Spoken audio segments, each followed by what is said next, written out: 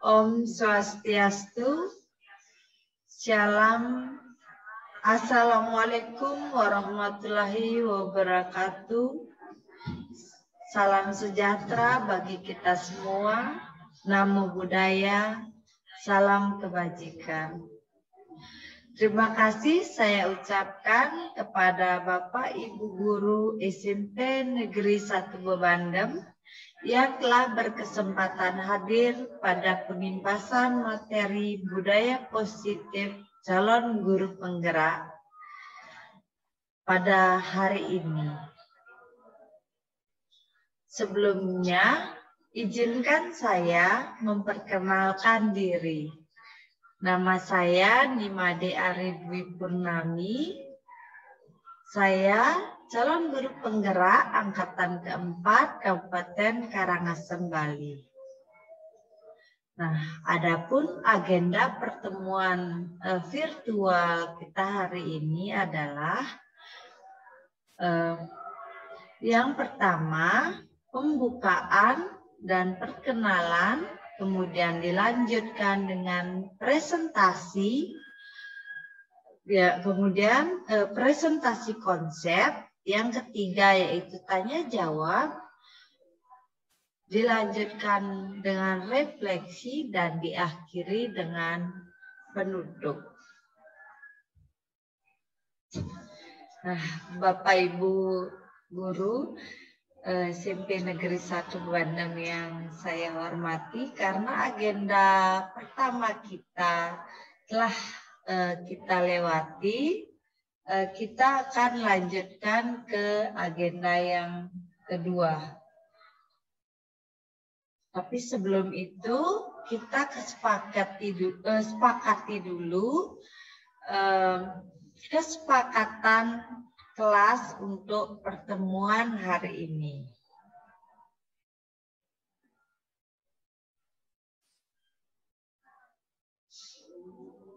Nah, untuk mengefisienkan waktu, keyakinan kelas sudah saya susun. Apabila ada pertambahan, saya persilahkan.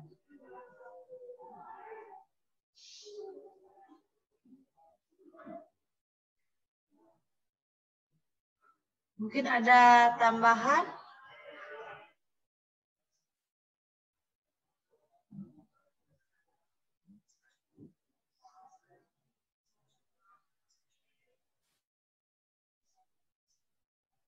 Bagaimana Pak Ari? Sudah?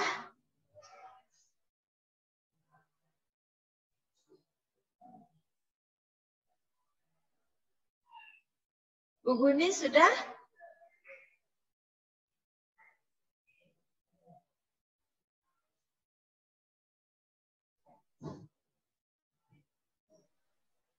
Ya, sudah. Oke. Enggak, sudah. Iya. Sudah ya? Atau ada tambahan mungkin?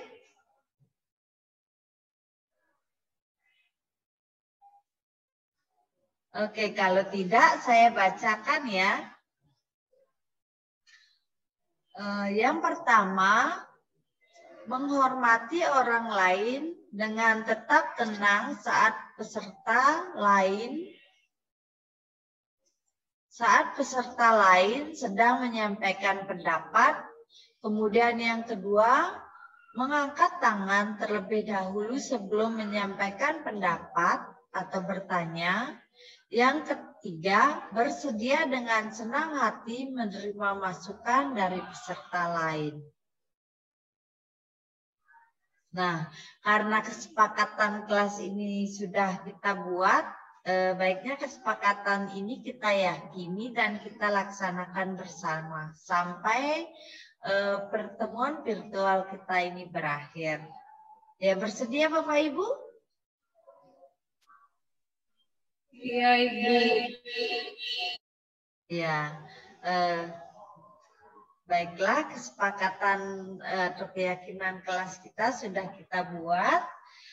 Nah, adapun eksplorasi konsep yang akan saya sampaikan pada pertemuan kali ini yaitu yang pertama, perubahan paradigma stimulus respon lawan teori kontrol. Yang kedua, arti disiplin dan 3 motivasi perilaku manusia. Kemudian yang ketiga, keyakinan kelas, hukuman dan penghargaan. Dilanjutkan dengan kebutuhan dasar manusia. Kemudian yang kelima, posisi kontrol. Dan yang terakhir, terkait dengan segitiga restitusi. Nah, Bapak Ibu guru yang saya hormati, Ki Hajar Dewantara menjelaskan bahwa tujuan pendidikan yaitu menuntun segala kodrat yang ada pada anak-anak agar mereka dapat mencapai keselamatan dan kebahagiaan yang setinggi-tingginya, baik sebagai manusia maupun sebagai anggota masyarakat. Oleh sebab itu, pendidikan itu hanya dapat menuntun tumbuh atau hidupnya kekuatan kodrat yang ada pada anak-anak, agar dapat memperbaiki lakunya, dan bukan dasarnya, serta tumbuhnya kekuatan kodrat anak.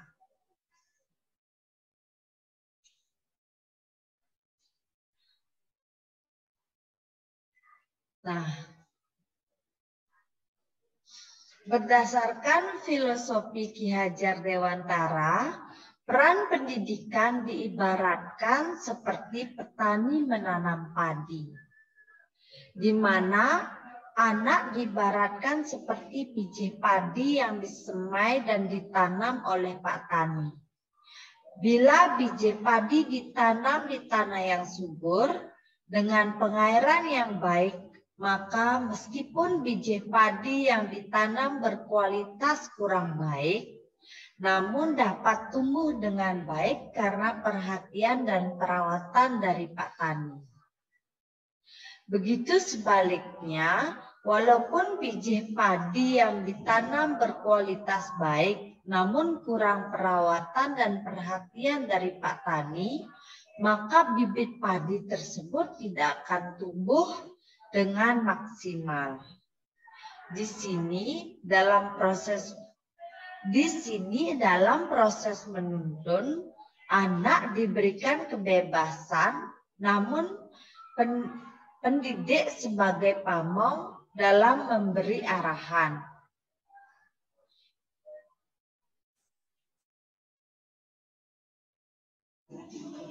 Nah, Bapak Ibu guru yang saya hormati, di sini dalam peran pendidikan diibaratkan seperti petani menanam padi ini bisa kita terapkan dalam pembelajaran atau pelaksanaan pendidikan kita di sekolah. Tidak hanya kita sebagai guru tidak diharapkan hanya bisa mengajar di dalam kelas, tapi juga mendidik, menuntun mereka menjadi murid atau peserta anak-anak yang merdeka. Nah, berdasarkan filosofi tersebut dan proses pembelajaran yang kita lakukan di sekolah diharapkan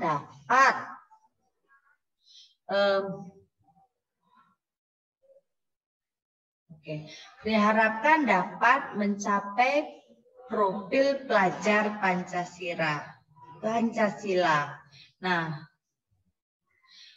profil pelajar Pancasila merupakan profil yang diharapkan dicapai oleh murid,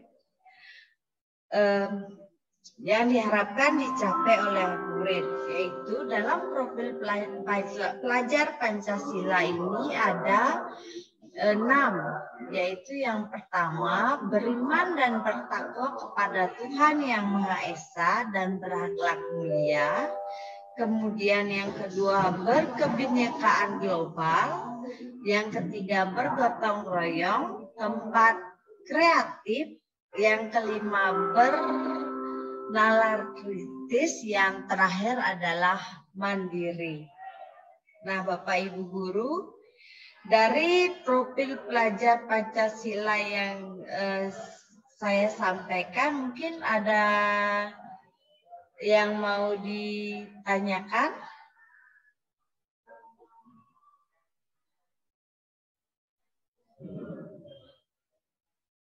Kalau tidak, saya lanjutkan. Nah, bagaimana cara kita supaya murid kita bisa mencapai profil pelajar Pancasila? Nah, caranya adalah merubah paradigma stimulus respon menjadi teori kontrol.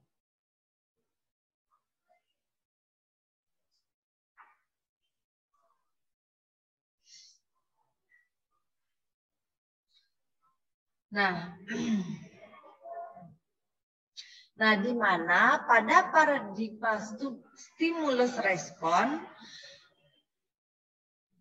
di mana stimulus respon tersebut berupa paksaan. Murid tidak memiliki pilihan dalam menuntun tidak memiliki pilihan dan dituntut untuk melaksanakan sesuatu sesuai dengan ketentuan. Pada teori kontrol menyatakan bahwa semua perilaku memiliki tujuan, bahkan pada perilaku yang tidak sesuai.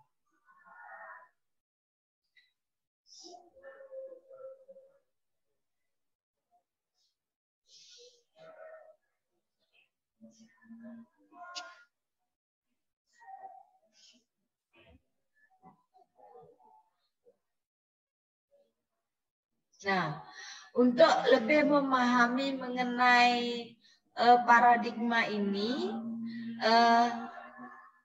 kita pahami terlebih dahulu mengenai arti disiplin dan 3 motivasi perilaku manusia.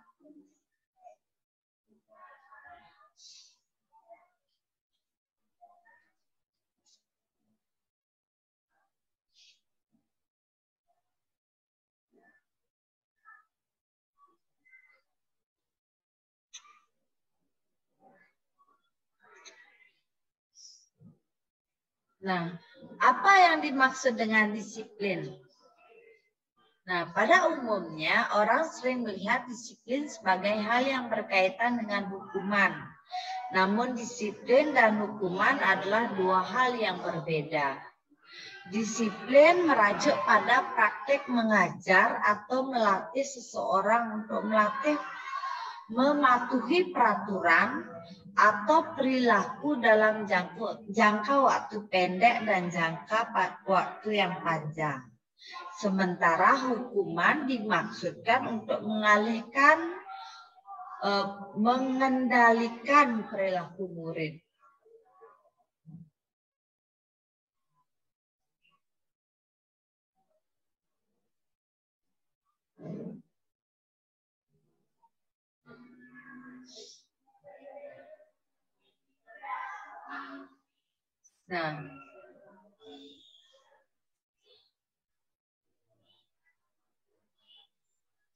Nah, apa yang menyebabkan terjadinya perilaku murid? Yaitu ada 3 motivasi perilaku manusia. Yaitu yang pertama, menghindari ketidaknyamanan atau hukuman. Yang kedua, untuk mendapatkan imbalan atau penghargaan dari orang lain.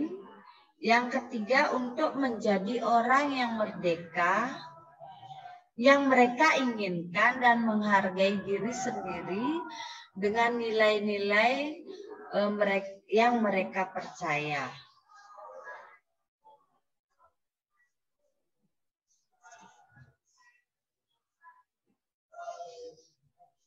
Dari ketiga motivasi tersebut, perilaku 1 dan 2 merupakan motivasi eksternal yang diperoleh dari luar diri.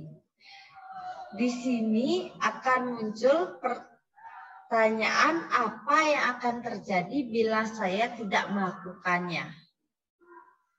Nah, ini Bapak Ibu.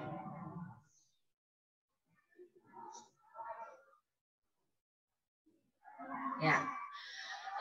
Pada motivasi eksternal akan muncul pertanyaan apa yang akan terjadi apabila saya tidak melakukannya. Dan apa yang saya dapatkan apabila saya melakukannya. Nah, motivasi eksternal ini adalah motivasi yang terjadi atau didapatkan dari lingkungan peserta didik itu sendiri, di mana ini pada motivasi eksternal ini lebih cenderung berupa hukuman atau dalam pelaksanaannya berupa perintah-perintah yang harus dilaksanakan oleh murid.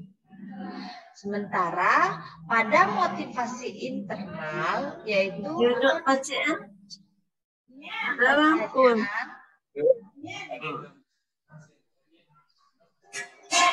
akan muncul pertanyaan, saya akan menjadi orang yang seperti apa bila saya melakukannya.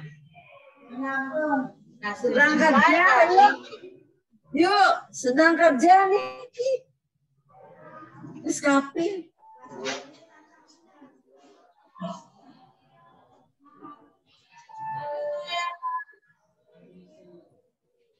Yeah.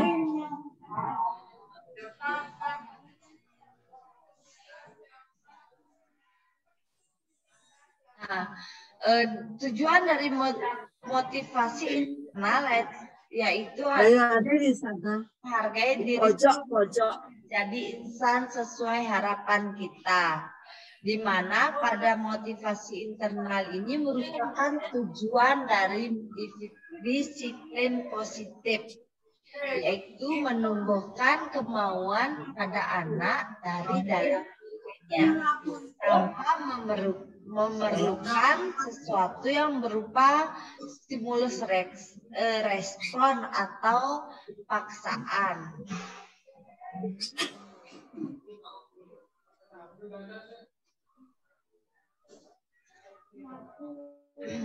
Nah, bagaimana caranya kita untuk menentukan motivasi internal atau tujuan dari disiplin? Nah, ada yang disebut dengan keyakinan kelas. Menurut Gosen pada tahun 1998, suatu keyakinan akan lebih memotivasi seseorang dari dalam atau memotivasi secara intrinsik. Seseorang akan lebih tergerak dan bersemangat menjalani keyakinannya daripada hanya sekedar mengikuti serangkaian peraturan. Nah, keyakinan kelas juga dianggap juga digunakan sebagai fondasi dan arah tujuan sebuah sekolah atau kelas yang akan menjadi landasan dalam memecahkan konflik atau permasalahan di dalam sebuah sekolah atau kelas yang pada akhirnya akan menciptakan budaya positif. Nah, Bapak Ibu guru yang saya hormati, budaya positif ini merupakan turunan dari visi sekolah yang kita miliki. Atau masing-masing sekolah tentunya memiliki visi. Nah, visi tersebut diturunkan di dalam kelas yang diturunkan menjadi keyakinan kelas.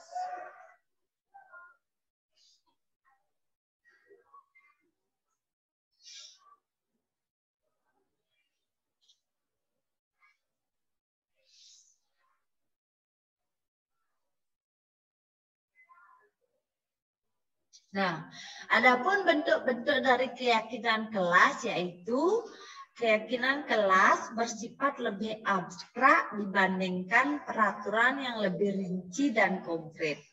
Yang kedua, keyakinan kelas berupa pernyataan-pernyataan universal. Dan ketiga, pernyataan keyakinan kelas senantiasa dibuat dalam bentuk keyakinan yang positif. Keyakinan kelas hendaknya tidak terlalu banyak sehingga mudah diingat dan dipahami oleh semua warga kelas.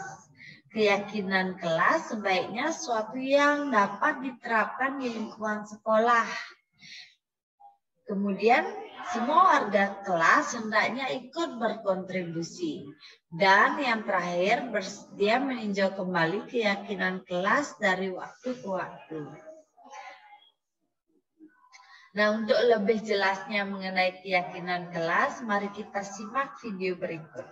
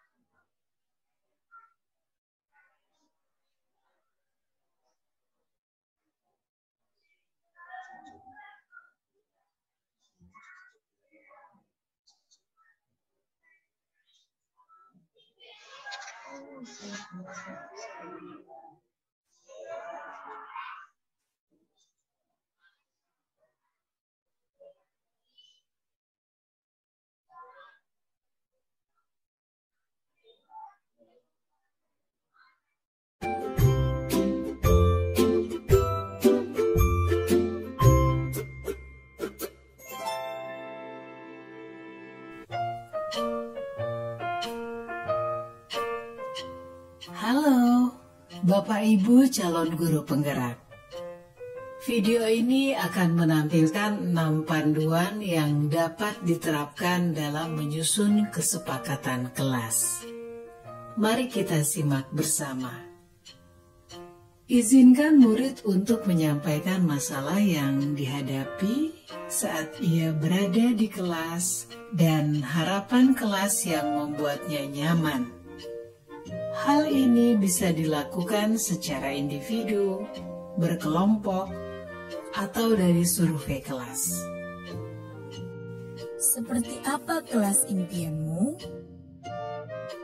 Ceritakan kelas impianmu. Bagaimana kondisi kelas, teman-temanmu, dan guru impianmu? Kelas yang seru. Bertanyalah harapan tentang kelas. Apa yang murid harapkan tentang kondisi kelas, tentang gurunya, dan teman-teman di kelas. Kemudian tulis hasil diskusi tersebut di papan atau dalam poster. Hal ini memberi kesempatan murid dilibatkan dalam mengatur kelas. Cara ini menjadi lebih efektif dibandingkan hanya memberitahukan hal apa saja yang dilarang dilakukan. Menurut kalian, apa yang harus kita semua lakukan untuk mencapai kelas impian kita? Lakukan diskusi untuk mendapatkan umpan balik dari murid. Perjelas tentang kesepakatan kelas. Penting jika kesepakatan kelas berisi aturan yang murid percaya dan bisa dilakukan, baik sebagai individu maupun dalam kelompok. Pastikan bahwa semua daftar memang diperlukan dalam proses belajar mengajar. Jika ada yang terlewati, pandu murid untuk menambahkan tujuan lain yang terlupakan atau menghapus tujuan yang tidak utama. Buatlah poster atau tabel yang menampilkan kesepakatan kelas yang disetujui di akhir. Kesepakatan kelas dibuat dapat berupa panduan tingkah laku, berupa kata yang positif.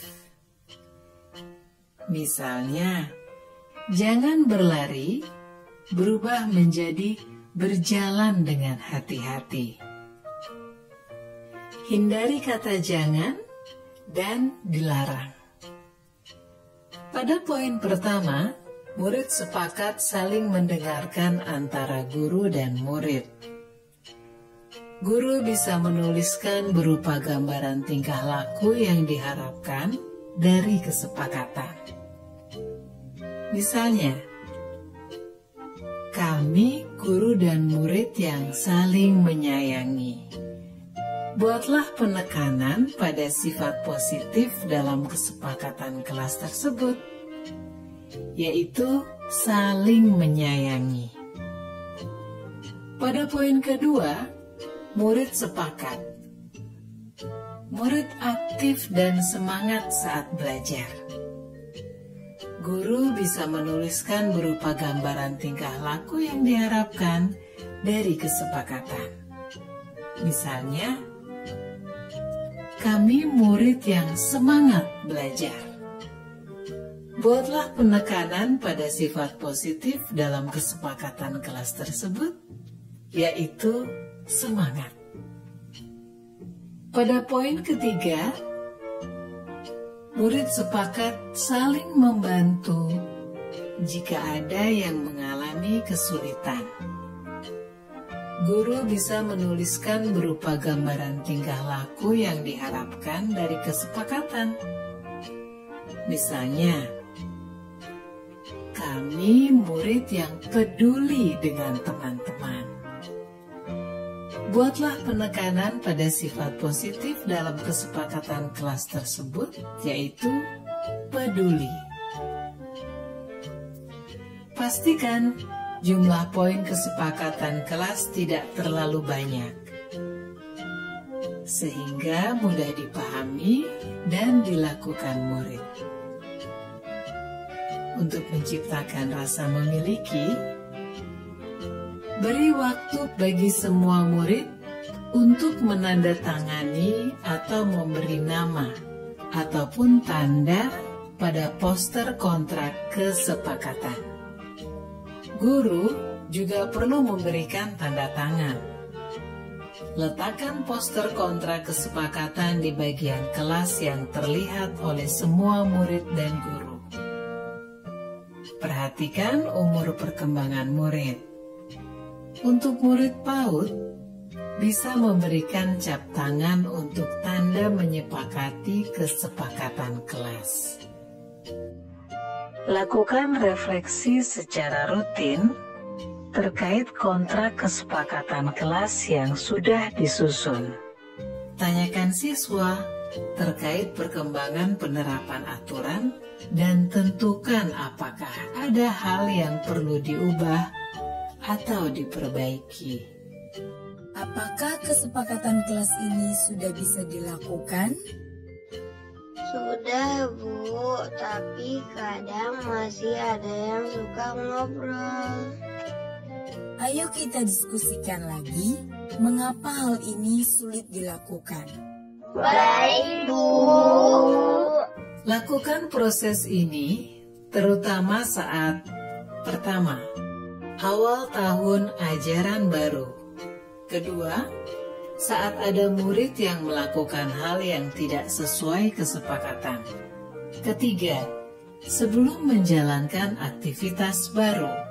Keempat, ketika awal masuk sekolah setelah libur panjang.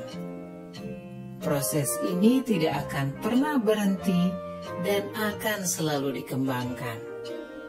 Seperti proses belajar yang terus berlangsung selama kita hidup. Semangat mencoba!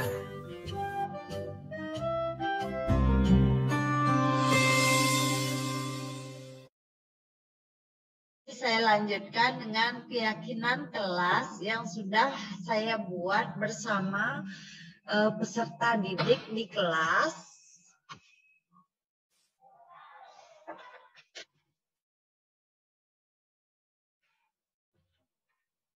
Nah, di mana keyakinan kelas ini dibuat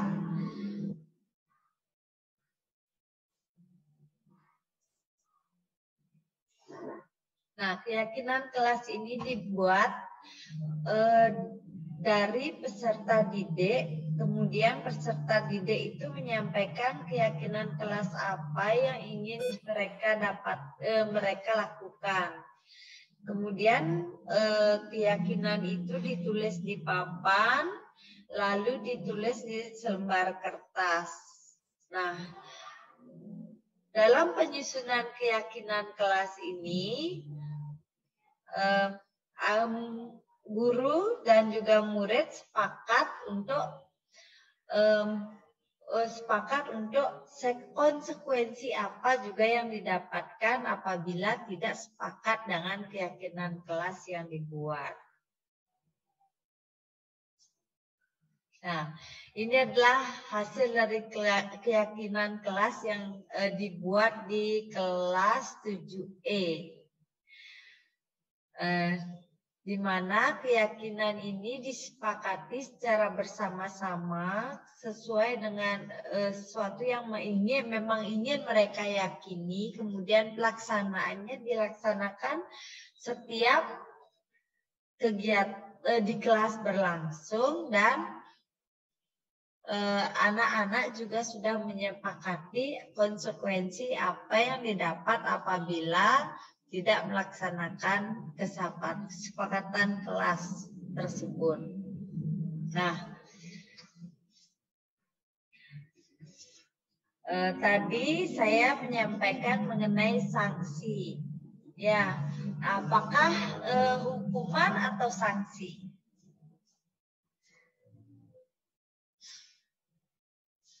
Nah, kita biasa selama di sekolah kita sering mendengar istilah hukuman dan juga istilah sanksi atau konsekuensi. Nah, di mana Bapak Ibu, hukuman bersifat tidak terencana atau tiba-tiba. Anak-anak atau murid tidak tahu apa yang akan terjadi dan tidak dilibatkan. Hukuman bersifat satu arah.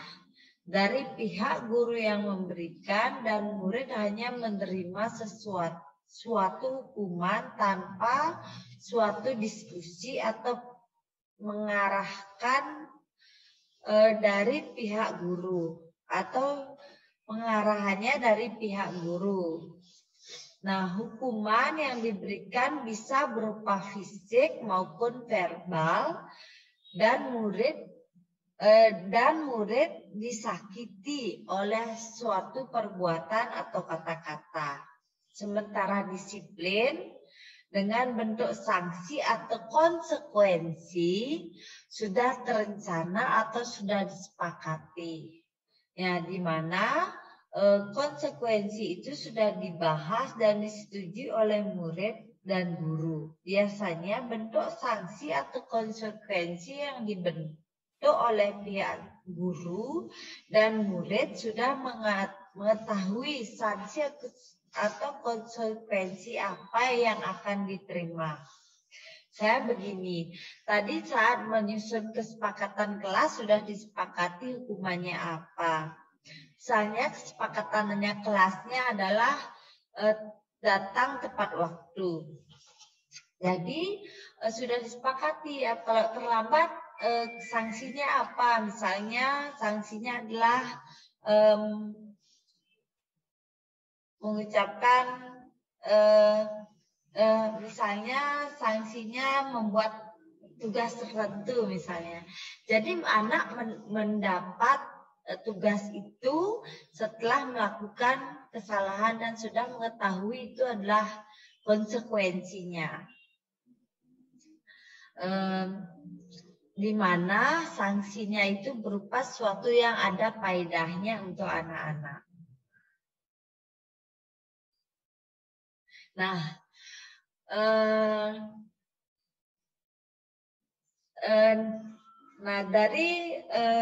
ada juga dengan disebut dengan istilah penghargaan.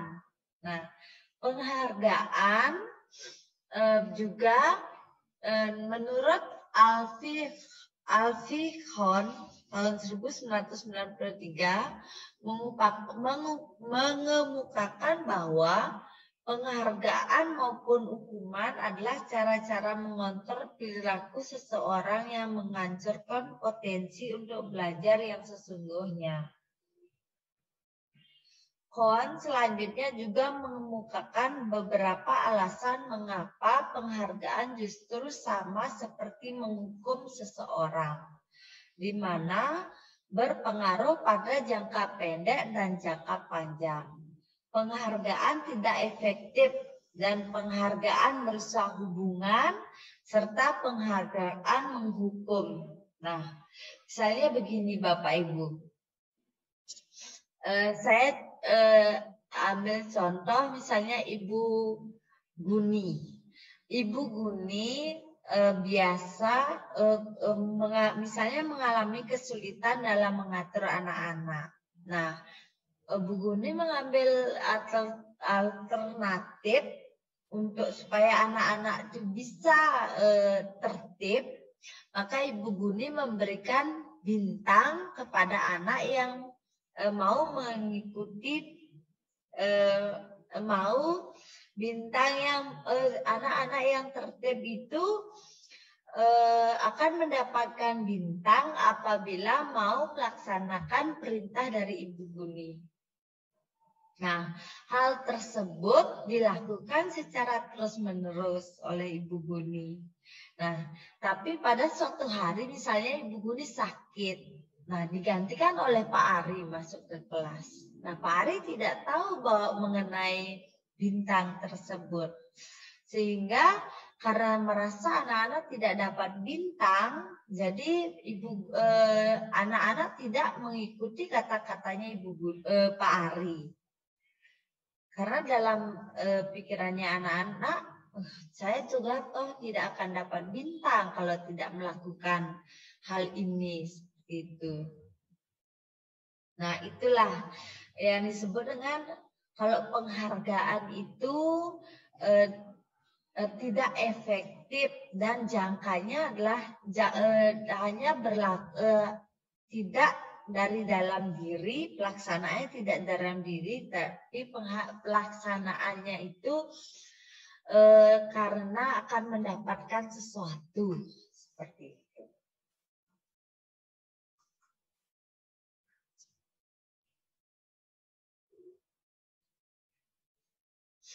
Nah, selanjutnya kita akan membahas mengenai posisi kontrol. Dr. William Glasser berkesimpulan ada 5 posisi kontrol yang diterapkan oleh guru atau orang tua maupun atasan dalam melakukan kontrol. Kelima posisi kontrol tersebut yaitu menghukum, membuat orang merasa bersalah, teman, monitor atau pemantau, dan manajer. Di mana dalam yang pertama yaitu posisi menghukum. Biasanya sering kita temukan dalam kita di sekolah saat anak melakukan kesalahan mereka hukum push up, kemudian atau jewer telinga. Sekarang itu tidak bisa dilakukan lagi ya. Nah, itu kita sering temukan. Kemudian yang kedua, membuat orang merasa bersalah. Di mana kadang-kadang kita saat anak melakukan kesalahan, kita lebih cenderung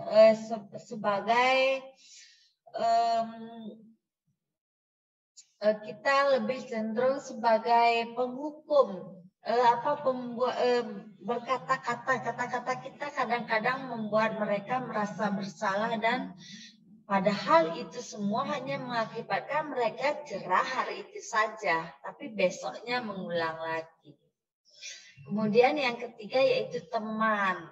Kita dianggap teman, jadi saat mereka anak-anak melakukan kesalahan, anak-anak cenderung akan mengulangi lagi karena kita dianggap sebagai orang yang tidak apa-apa kalau melakukan itu seperti itu. Ya. Kemudian yang ketiga pemonitor atau pemantau. Nah sering kita kalau melihat saat anak-anak melakukan kesalahan, kita sering bilang, sudah 3 kali ibu lihat kamu melakukan itu. Nah itu. Saat kita melakukan itu, kita berposisi sebagai monitor atau pemantau. Nah, dan posisi yang kelima yaitu posisi manajer. Di mana saat anak melakukan kesalahan, kita berusaha menuntun mereka untuk ke arah perbaikan dari kesalahan itu. Di mana manajer itu mulai dari menanyai kenapa mereka melakukan kesalahan itu, penyebabnya apa, kemudian apa yang ingin mereka lakukan untuk memperbaiki itu. Nah itu kita di manajer ini tugas kita adalah sebagai penuntun. Menuntun anak supaya anak tersebut mau menyadari kesalahannya dari dalam diri, kemudian mau dengan sukarela mau memperbaiki kesalahan yang dia buat dengan sesuatu yang dia setujui.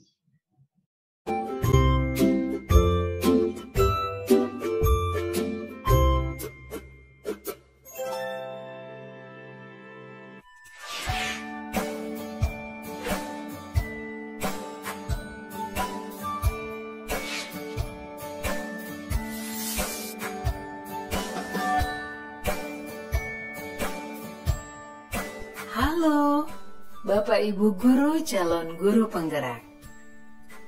Video ini akan menampilkan 5 adegan interaksi guru dan murid. Silakan menonton dan merefleksikannya.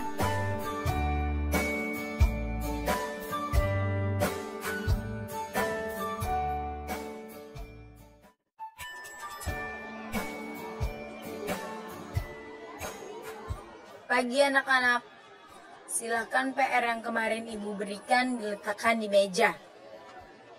Anton, kamu sudah mengerjakan belum? Belum mengerjakan saya, Bu. Kamu selalu ya nggak ngerjain PR. Sekarang kamu duduk di depan, lalu tulis. Saya berjanji tidak akan mengulangi lagi. Saya berjanji akan berusaha menjadi murid yang rajin belajar. Sampai pelajaran saya selesai.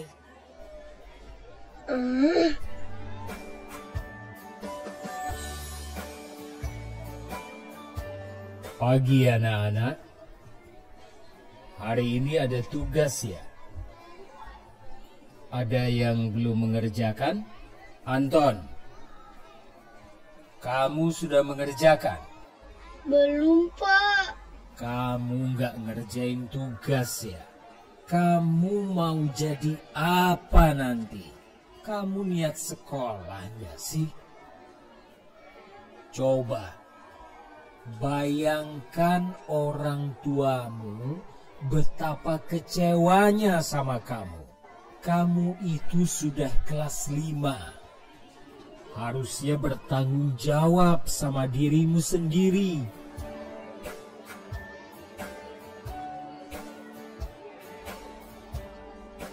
Maaf, Bu, saya terlambat. Ya udah, nanti jangan diulangi lagi ya. Kalau kamu rajin, Ibu senang lihatnya. Ya. Lain kali tepat waktu ya masuknya. Tos dulu dong. Kita kan teman. Wah, jadi kalau aku terlambat lagi, nggak apa-apa ya.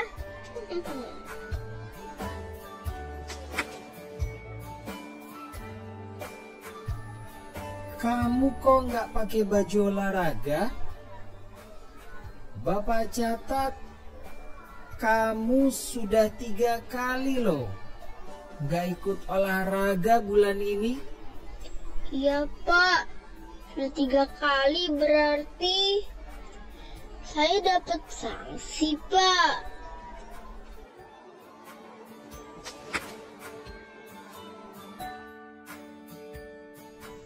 Ini Bu, saya mau ngumpulin tugas.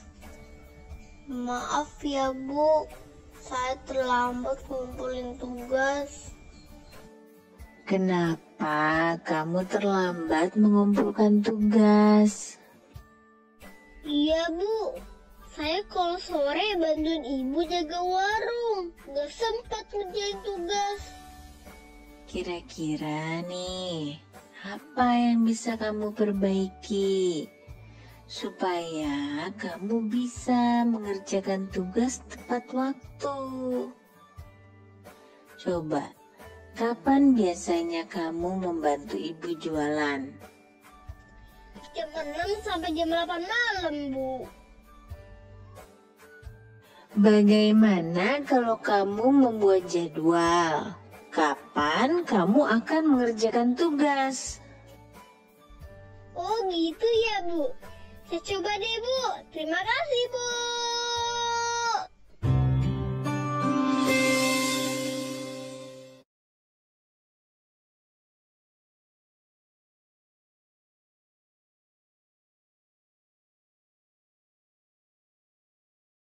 Nah, bagaimana caranya kita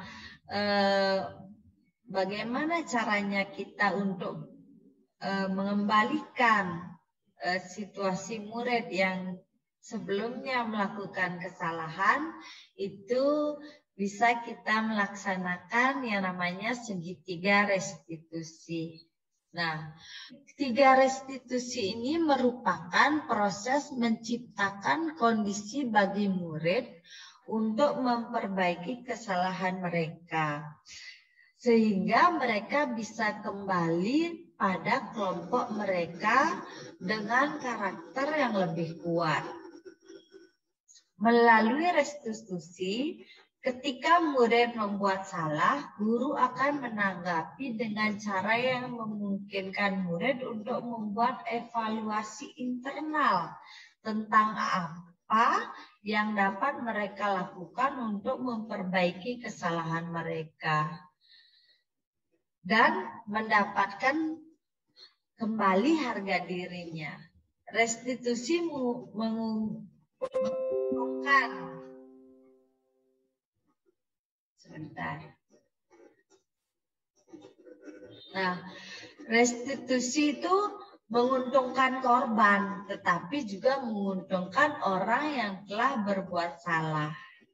Jadi tidak ada yang menang kalah dalam apabila kita melakukan restitusi. Yang ada adalah pengembalian, kembalikan kondisi mereka menjadi seperti semula dan ke arah yang lebih baik. Nah, ciri-ciri restitusi yaitu yang pertama, restitusi bukan untuk menebus kesalahan, tapi untuk belajar dari kesalahan. Kemudian kedua, restitusi untuk memperbaiki hubungan. Yang ketiga, restitusi adalah tawaran dan bukan paksaan.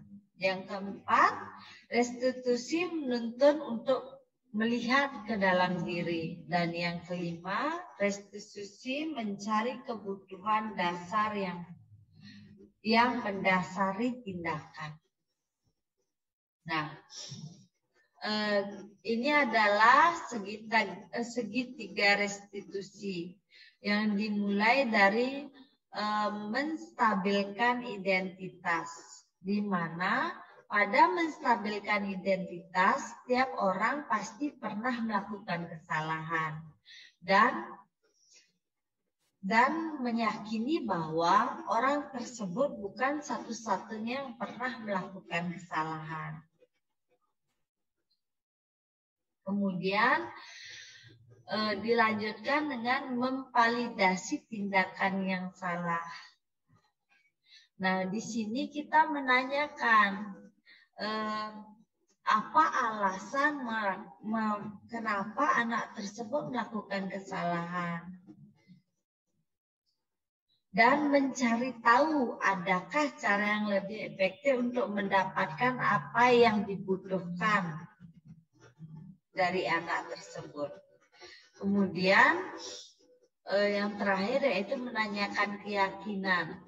Keyakinan kelas apa yang telah kita sepakati, kembalikan lagi saat anak melakukan kesalahan, kemudian kita akan kembalikan lagi keyakinan kelas yang telah kita sepakati. Nah, dari kalau mereka masih meyakini kesepakatan kelas tersebut, mereka akan memperbaiki kesalahannya. Dan terakhir kita akan kembalikan lagi kepada anak, mereka itu ingin menjadi anak yang seperti apa dari keyakinan kelas yang telah disepakati tersebut. Nah, demikian Bapak dan Ibu guru yang saya banggakan, presentasi yang telah saya sampaikan. Mungkin ada yang ditanyakan sebelum kita melakukan refleksi.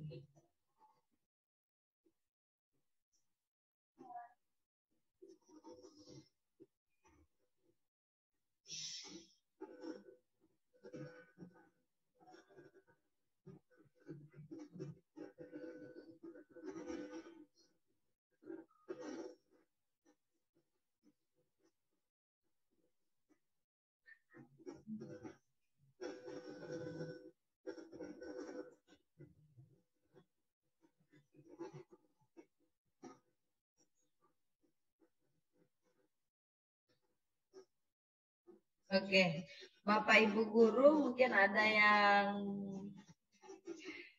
mau ditanyakan atau kita lanjutkan ke refleksi.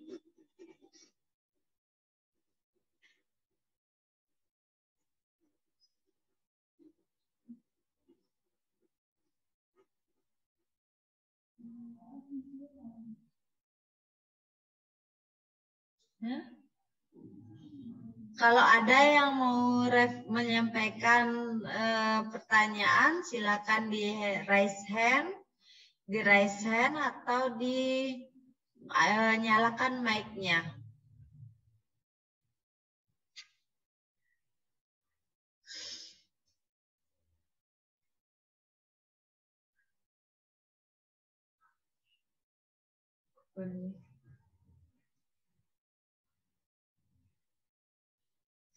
Kalau tidak ada yang ingin ditanyakan, kalau tidak ada yang ingin ditanyakan, saya berharap ada yang mau menyampaikan refleksi atau apa yang sudah didapat dari mengikuti penghimbasan budaya positif yang telah saya lakukan.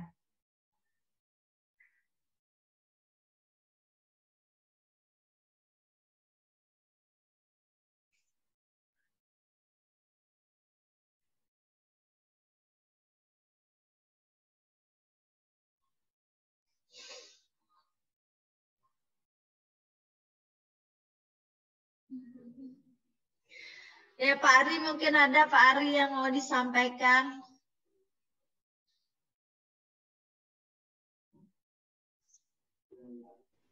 Nah, Bu, lanjut, Bu.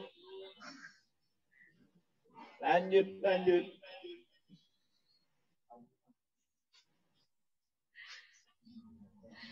Kalau tidak, saya akan share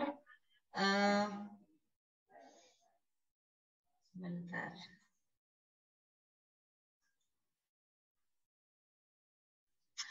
Saya akan share Padlet. Silakan diisi refleksinya di Padlet yang saya sediakan.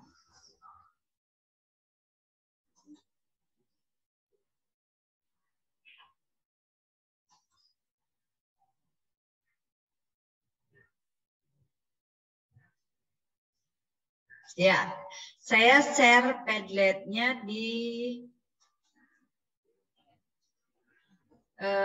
chat ya. Silakan masuk ke kemudian diisi refleksi yang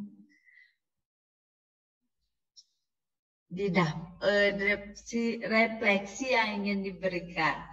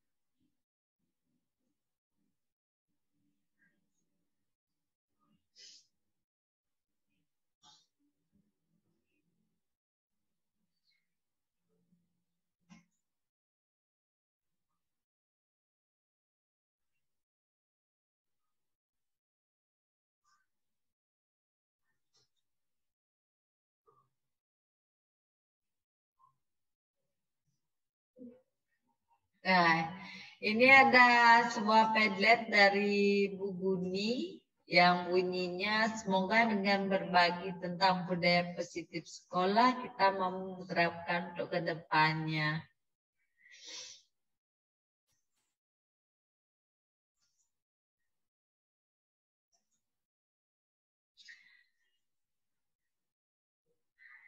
Terima kasih banyak Ibu Dwi yang semoga kita Bu Buni ya, semoga kita bisa menerapkan budaya positif kita di sekolah dan anak-anak kita bisa menjadi anak atau murid yang sesuai dengan visi pendidikan yang kita inginkan dan sesuai dengan profil pelajar Pancasila.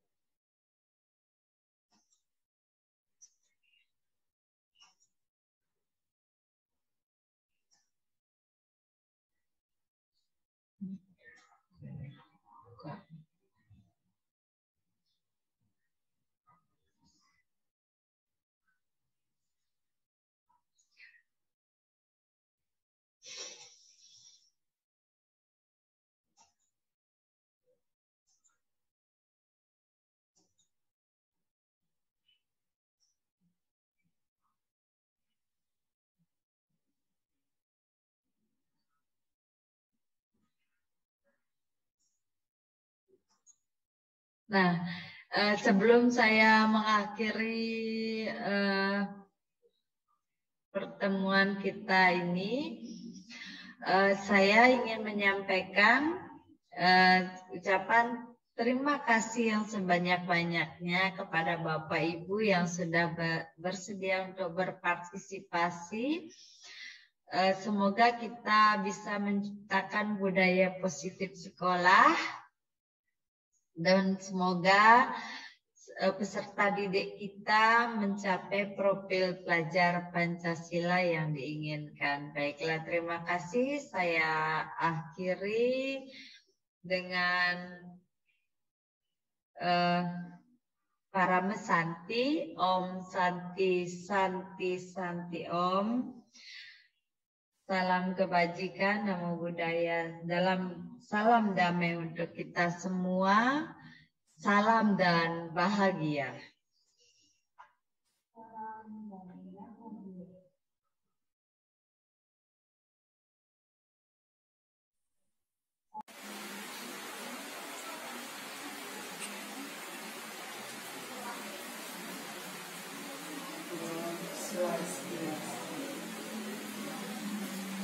Setelah tadi saya mengikuti pembahasan dari calon guru penggerak tentang pemahaman daripada budaya positif di sekolah.